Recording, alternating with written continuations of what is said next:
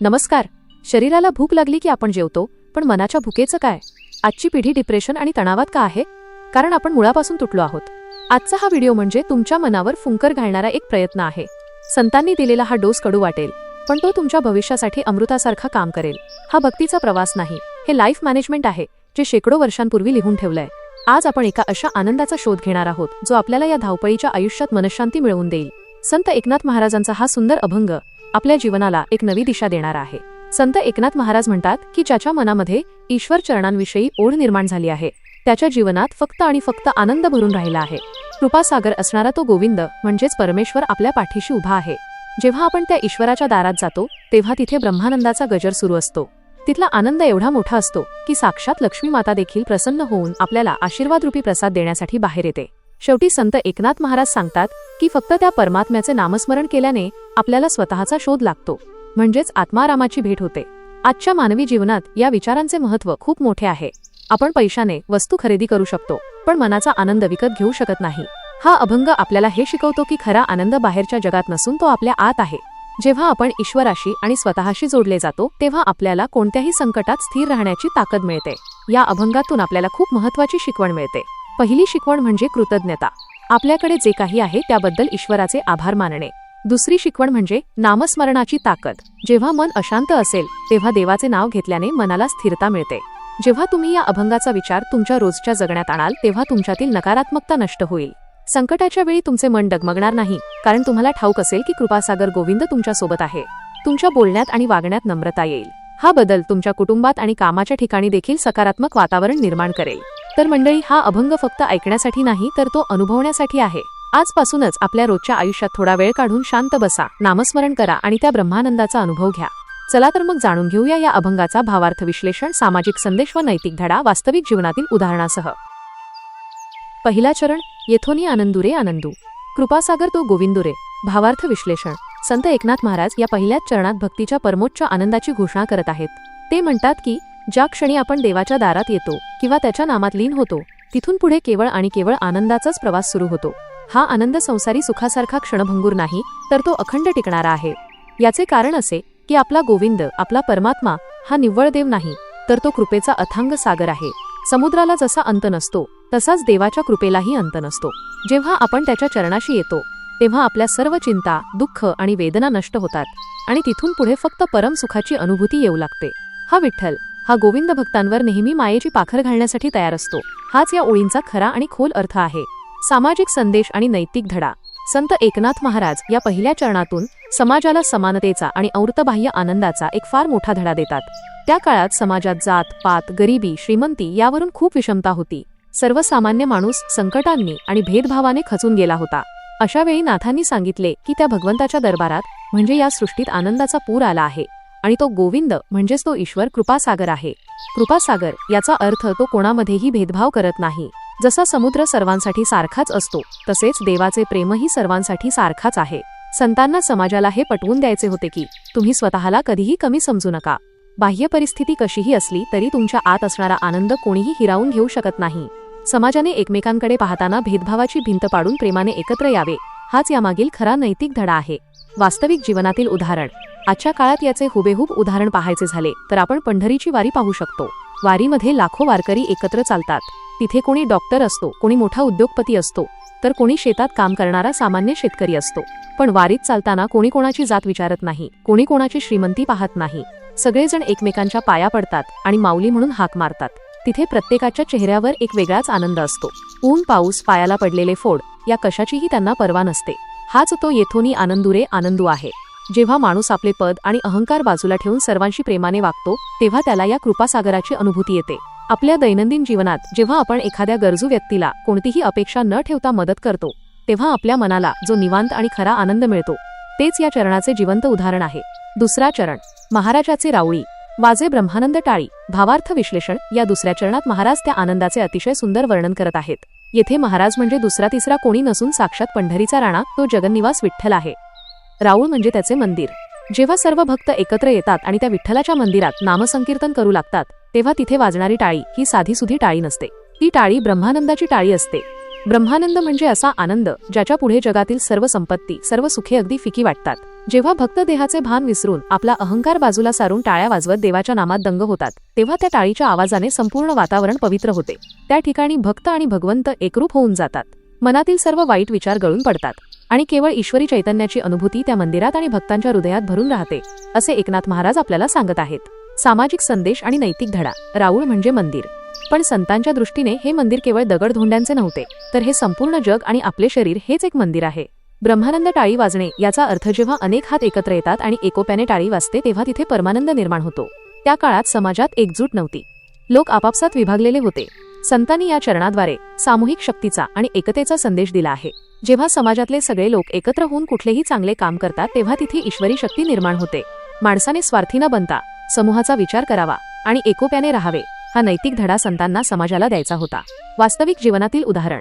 आपल्या महाराष्ट्रातील पाणी फाउंडेशनचे काम याचे अतिशय उत्तम आणि जिवंत उदाहरण आहे. काही वर्षांपूर्वी जेव्हा अनेक गावांमध्ये भीषण दुष्काळ होता, तेव्हा गावागावातील लोकांनी राजकीय मतभेद, जुने वाद आणि जातीपाती बाजूला ठेवून एकत्र येण्याचा निर्णय घेतला.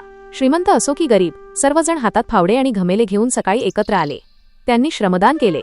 जेव्हा संपूर्ण गाव एकत्र आले तेव्हा तिथे खऱ्या अर्थाने ब्रह्मानंद टाळी वाजली. याचा परिणाम असा झाला की ज्या गावांमध्ये पाण्याचा टिपूस नव्हता तिथे पाणी खेळू लागले आणि गावे सुजलाम सुफलाम झाली. जेव्हा समाज वैयक्तिक स्वार्थ सोडून सामूहिक हितासाठी एकत्र येतो तेव्हा अशक्य गोष्टीही शक्य होतात. हेच संतांना या चरणातून सुचवायचे आहे. तिसरा चरण. लक्ष्मी चतुर्भुज झाली, प्रसाद घेऊन बाहेर आली. भावार्थ विश्लेषण. हा चरण अत्यंत गूढ आणि तितकाच महत्वाचा आहे. लक्ष्मी ही संपत्तीची, ऐश्वर्याची देवी आहे. ती सामान्यतः 2 हातांनी सर्वांना वैभव देत असते, परंतु जेव्हा ती त्या विश्वाच्या मालकाच्या म्हणजेच विठ्ठलाच्या मंदिरात सेवा करते तेव्हा ती सुद्धा आनंदाने चकित होते. हरीच्या भक्तीने प्रसन्न होऊन आणि त्या परब्रह्माच्या दर्शनाने ती चतुर्भुज होते, म्हणजेच तिची शक्ती आणि आनंद 4 पटीने वाढतो. अशी ही समृद्धीची देवी स्वतः भगवंताचा कृपाप्रसाद घेऊन मंदिराबाहेर येते आणि तो प्रसाद सर्व भक्तांना वाटण्यासाठी सिद्ध होते.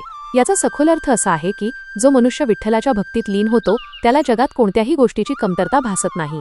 केवळ भौतिक धनदौलतच नव्हे तर समाधान, शांती आणि भक्तीचे परम ऐश्वर्य लक्ष्मी स्वतःहून त्या भक्ताच्या पदरात टाकते. भगवंताच्या दरबारात गेलेला कोणताही भक्त कधीही रिकामा हाताने परत येत नाही, त्याला हा दिव्य प्रसाद नक्कीच मिळतो. सामाजिक संदेश आणि नैतिक धडा. हे चरण सामाजिक दृष्टिकोनातून अत्यंत क्रांतिकारी आहे. लक्ष्मी चतुर्भुज झाली आणि प्रसाद घेऊन बाहेर आली याचा अतिशय सखोल सामाजिक अर्थ असा आहे की संपत्ती, ज्ञान आणि सत्ता ही कधीही एका ठिकाणी किंवा ठराविक लोकांच्या हातात बंदिस्त राहू नये.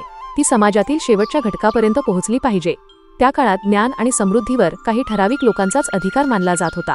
सामान्य जनता त्यापासून वंचित होती. एकनाथ महाराजांनी सांगितले की ती लक्ष्मी आता 4 हातांची झाली आहे आणि ती मंदिराच्या गाभाऱ्यातून बाहेर येऊन सर्वांना प्रसाद वाटत आहे. म्हणजेच समाजातील समृद्धीचा आणि ज्ञानाचा फायदा प्रत्येक गरीबातल्या गरीब माणसाला झाला पाहिजे. श्रीमंतांनी आपली संपत्ती केवळ स्वतःसाठी न वापरता ती समाजाच्या कल्याणासाठी वापरली पाहिजे. हा फार मोठा नैतिक धडा संतांनी यातून दिला आहे. वास्तविक जीवनातील उदाहरण. आजच्या आधुनिक काळात आपण सामाजिक उत्तरदायित्व म्हणजेच कॉर्पोरेट सोशल रिस्पॉन्सिबिलिटी हा नियम पाहतो. अनेक मोठ्या कंपन्या आपल्या नफ्यातील काही हिस्सा समाजातील गरीब मुलांच्या शिक्षणासाठी, आरोग्यासाठी आणि गावांच्या विकासासाठी खर्च करतात. उदाहरणार्थ टाटा समूहाचे कार्य आपण पाहू शकतो. त्यांनी कमावलेली संपत्ती ही कॅन्सर हॉस्पिटल उभारण्यासाठी, संशोधन संस्था सुरू करण्यासाठी आणि गरिबांना मदत करण्यासाठी वापरली. जेव्हा एखादा उद्योगपती किंवा श्रीमंत व्यक्ती आपल्या संपत्तीचा वापर समाजातील वंचित घटकांच्या उद्धारासाठी करतो तेव्हा ती लक्ष्मी खऱ्या अर्थाने प्रसाद घेऊन बाहेर आली असे म्हणता येईल. ज्ञान आणि संपत्तीचे विकेंद्रीकरण होऊन ते सर्वांपर्यंत पोहोचणे हेच या चरणाचे मुख्य उद्दिष्ट आहे. चौथा चरण. एका जनार्दनी नाम. पाहता मिळे आत्माराम. भावार्थ विश्लेषण. अभंगाच्या या शेवटच्या आणि मुकुटमणी ठरणाऱ्या चरणात संत एकनाथ महाराज आपल्या गुरुमाऊलींचे म्हणजेच संत जनार्दन स्वामींचे नाव घेऊन पूर्ण अभंगाचा अर्थ आपल्यासमोर मांडतात. ते म्हणतात की एका जनार्दनाचा म्हणजेच मी एकनाथ, माझ्या गुरूंच्या कृपेने तुम्हाला खात्री देऊन सांगतो की केवळ भगवंताचे नामस्मरण केल्याने काय साध्य होते. आपण बाहेर देवाचा शोध घेत असतो, पण जेव्हा आपण अत्यंत श्रद्धेने नाम घेतो तेव्हा आपली अंतर्दृष्टी जागी होते. नाम घेता घेता जेव्हा आपण स्वतःच्या आत डोकावून पाहतो तेव्हा आपल्याला त्या पंढरीच्या विठ्ठलाचे म्हणजेच आत्मारामचे दर्शन घडते. आत्माराम म्हणजे आपल्या स्वतःच्या हृदयात राहणारा परमात्मा. देव कुठेही लांब नाही, तो आपल्या अंतःकरणातच आहे याची जाणीव या नामामुळे होते. जेव्हा माणसाला स्वतःच्या आतच त्या ईश्वराचा साक्षात्कार होतो तेव्हा त्याचा जन्म मरणाचा फेरा चुकतो आणि तो सदैव त्या परमानंदातच जगू लागतो. गुरूंच्या कृपेने नामाच्या माध्यमातून स्वतःला ओळखणे आणि ईश्वराशी एकरूप होणे हाच या संपूर्ण अभंगाचा अंतिम आणि सर्वात मोठा संदेश आहे. सामाजिक संदेश आणि नैतिक धडा. या शेवटच्या चरणात संत एकनाथ महाराज आपल्या गुरूंचे म्हणजे जनार्दन स्वामींचे नाव घेऊन मानवी जीवनाचे अंतिम सत्य सांगतात। आत्माराम मिळणे म्हणजे स्वतःची ओळख पटणे आणि प्रत्येक माणसामध्ये देव पाहणे। संतांना त्या काळी समाजातील अंधश्रद्धा, कर्मकांड आणि ढोंगीपणा नष्ट करायचा होता। लोक देवाच्या नावावर दगड पूजत होते, पण माणसाला माणूस म्हणून वागवत नव्हते। नाथांनी सांगितले की जर तुम्ही शुद्ध अंतःकरणाने नामस्मरण केले आणि स्वतःच्या अंतरात्म्यात डोकावून पाहिले तर तुम्हाला प्रत्येक माणसामध्ये तो आत्माराम म्हणजेच ईश्वर दिसेल।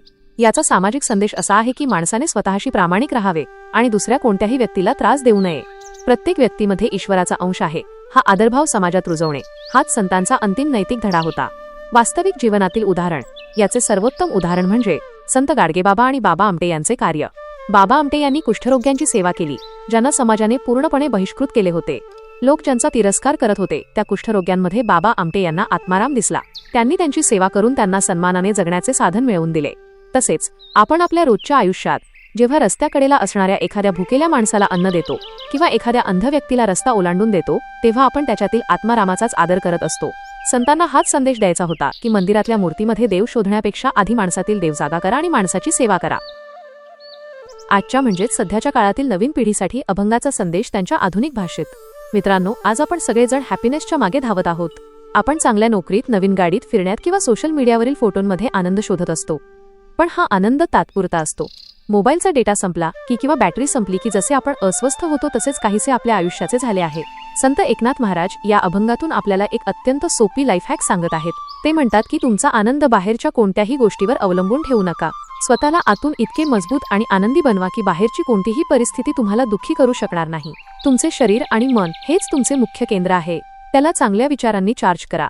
आजच्या भाषेत सांगायचे तर रोज स्वतःसाठी थोडा मी टाइम काढा। त्यावेळेत कसलाही विचार न करता शांत बसून निसर्गाचा किंवा देवाचा अनुभव घ्या। जेव्हा तुम्ही आतून खुश असाल तेव्हा तुमची कार्यक्षमता वाढेल आणि यश म्हणजेच लक्ष्मी तुमच्या मागे धावत येईल। हाच या अभंगाचा खरा मॉडर्न मेसेज आहे। हा विचार स्वतःच्या आयुष्यात नक्की वापरून पहा आणि बघा तुमचे आयुष्य कसे आनंदाने भरून जाते। तुमच्यासाठी आजची कृती या अभंगाचा सुटसुटीत सारांश असा की आनंद हा बाहेर कुठेही नसून तो आपल्या आतच आहे। फक्त गरज आहे ती भगवंताच्या नामस्मरणाची आणि कृतज्ञतेची। जेव्हा आपण अहंकार सोडून ईश्वराला शरण जातो तेव्हा आपले जीवन प्रसादासारखे पवित्र आणि गोड होते। आजपासून आपण सर्वांनी एक छोटासा नियम करूया। दिवसभरातून केवळ 5 मिनिटे सर्व स्क्रीन म्हणजेच मोबाईल, टीव्ही, लॅपटॉप बाजूला ठेवा। शांत बसा, डोळे बंद करा आणि तुमच्या आवडत्या देवाचे नाव अत्यंत प्रेमाने घ्या। तुमच्या मनाच्या मंदिरात आनंदुरे आनंदू झाल्याशिवाय राहणार नाही। धन्यवाद। अशा प्रकारे संत एकनाथ महाराजांचा हा अभंग केवळ देवाचे गुणगान गाणारा नसून समाजाला एकत्र आणणारा, समतेचा विचार देणारा, संपत्तीचा योग्य वापर शिकवणारा आणि माणसाला माणूस म्हणून जगायला शिकवणारा एक महान सामाजिक जाहीरनामा आहे। आजच्या काळातही या विचारांची समाजाला तितकीच गरज आहे। विठ्ठलाच्या भक्तीचा मळा फुलवण्यासाठी भावार्थ संतवाणीचा हा छोटासा उपक्रम। संतांच्या या अमृतवाणीने आपले आयुष्य सुगंधी व्हावे हीच चरणी प्रार्थना। तुमचे प्रेम असेच राहू द्या। कमेंटमध्ये माऊली लिहून तुमची उपस्थिती नोंदवा। पुंडलिक वरदा हरी विठ्ठल। श्री ज्ञानदेव तुकाराम पंढरीनाथ महाराज की जय।